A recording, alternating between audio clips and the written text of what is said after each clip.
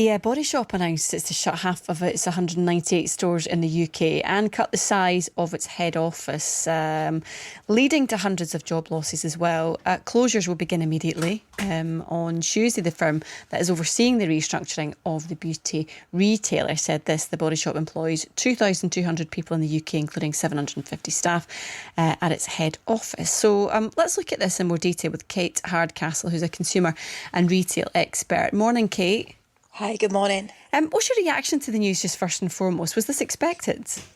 Well, we were talking about the challenge at the Body Shop for a couple of years, and I think whilst everything seems to have happened very suddenly from the point of a conversation about administration to it happening, and then obviously a week later hearing these store closures, we understand that the Body Shop probably wasn't a business that was in the right position, in the right place to deal with the challenges of what a consumer wants these days. Very competitive beauty industry, lots of new entrants that have come through, particularly with the use of things like social media to help send those messages, but one that was a brand and a business that was ahead of its time. It had messaging such as sustainability, its commitment to anti-cruelty to animals, reusing items, very breakthrough ingredients, doing its philanthropic work internationally. So this was a brand that had all the values that were as relevant today as any time, but had challenges because it was competitive, perhaps hadn't had an investment in the right places, and it also has a wide store network, and we know that stores are very expensive to run.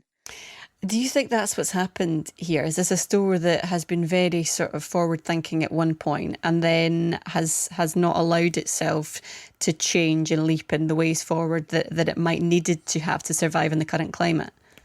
Well, the brand was created by a very dynamic entrepreneur, a maverick, Damon Roddick, who sadly passed 2006. And I think that was so much in terms of its drive and ambition to start with. When you have organisations that have somebody like that at the helm, they tend not to have the red tape around them. They can be brave, they can make decisions.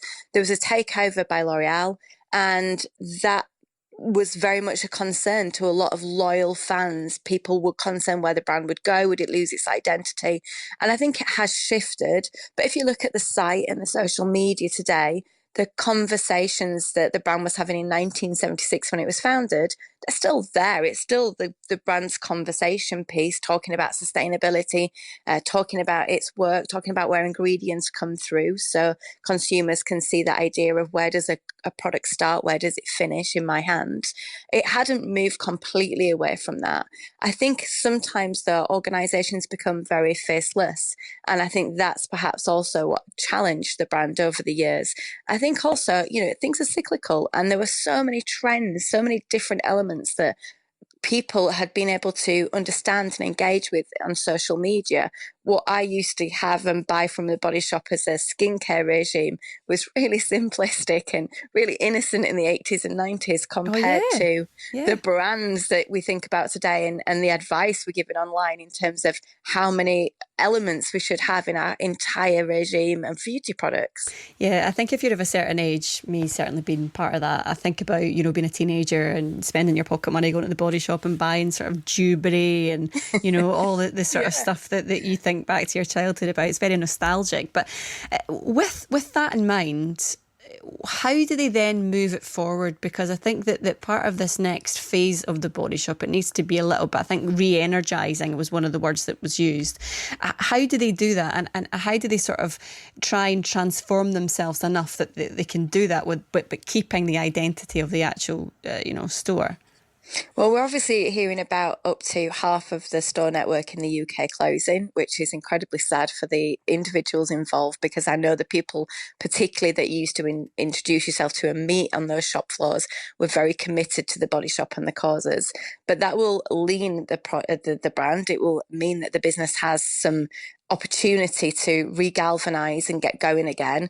The words that have been spoken today, I agree with you. They seem to be the right mindset that it has to re-energize, but it's kind of walking the walk and talking the talk. And I think it's how consumers connect. They're very much the way we buy today is about looking for authenticity, particularly when it comes to those matters. we don't want to hear about sustainability if it's not really something that's thorough, in the core of the business. Ditto when it comes to things like philanthropic work internationally, etc. So the brand's going to have to decide exactly what it's going to commit to and deliver with that really well. It's going to have to ensure that loyal customers that maybe had lost their way with the brand over the years come back to the brand, and it also finds new consumers to break through and have conversations with.